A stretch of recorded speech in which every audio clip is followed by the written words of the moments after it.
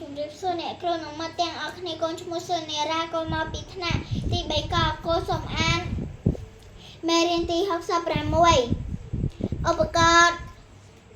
តន្ត្រីអំណាចចូលអានអត្ថបទខាងក្រោមរួចឆ្លើយនឹងសំណួរដូតន្ត្រីខ្មែរជា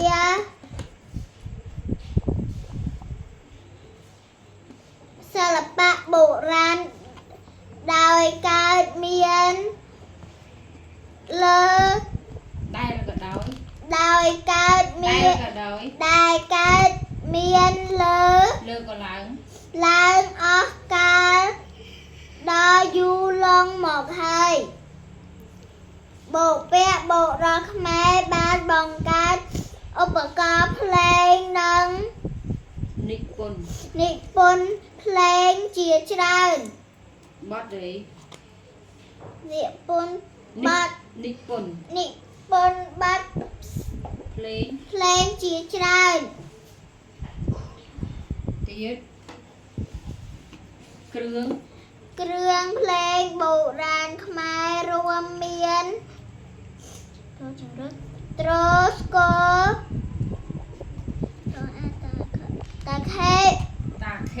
តាខេខឹកមកខំរ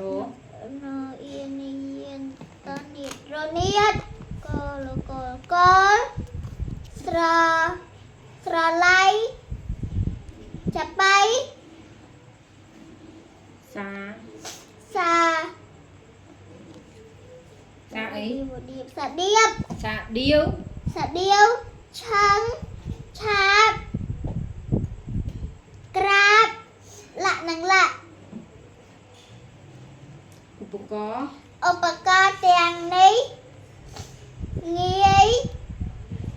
ស្រួលធ្វើ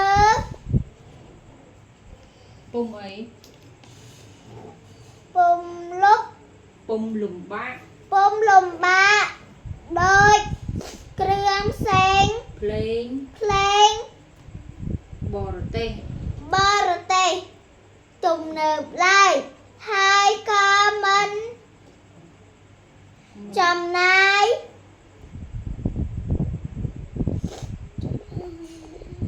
អីថវិកាច្រើនសម្រាប់ផលិតដែរឧបករណ៍តន្ត្រីខ្មែរត្រូវបាន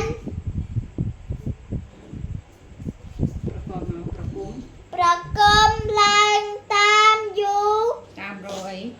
តាមរយៈការដេញការដេញស្គាល់ដេញហ៎នេះអានេះគេដេញគេធ្វើយ៉ាងដេញហើយគេអី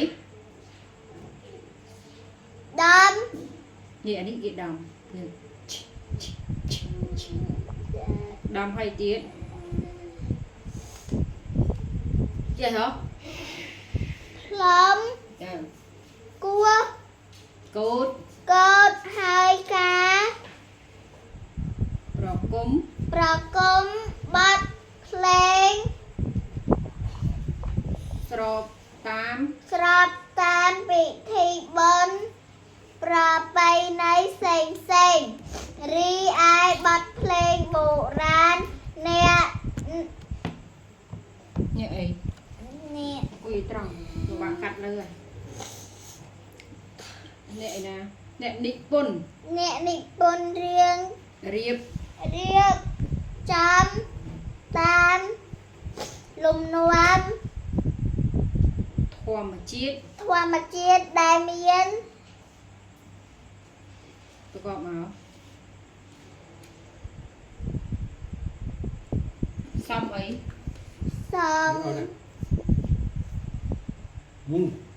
សំនៀងពីរអីសំនៀងពីររស់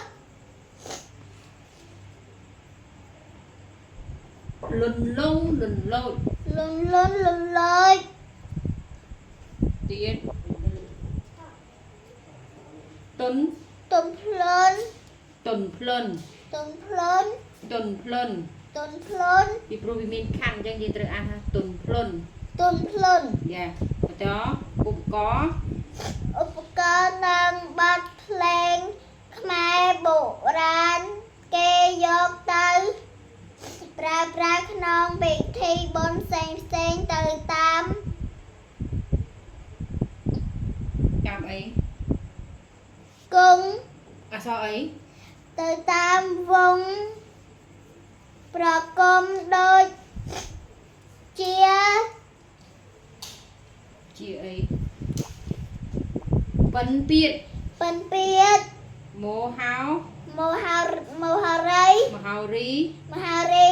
ប្រពៃណីឆាយាំ ជី យីកេ លខោនជា លខោនជាដើមយើងជាកូនខ្មែរត្រូវចេះស្រឡាញ់និងថែរក្សាដូរតន្ត្រីខ្មែរឲ្យមានឲ្យបានគង់វង្ស គង់វង្ស គង់វង្ស នៅ នៅស្នាដៃខ្មែរ ជុំ ជុំ ជុំអី ជំនា ណូនាណូនានតមួយ នួត នន់ ជំនួនដើមដល់ល្អ ដល់ល្អគឺឬក៏ដល់ ដល់ល្អ យ៉ាវិ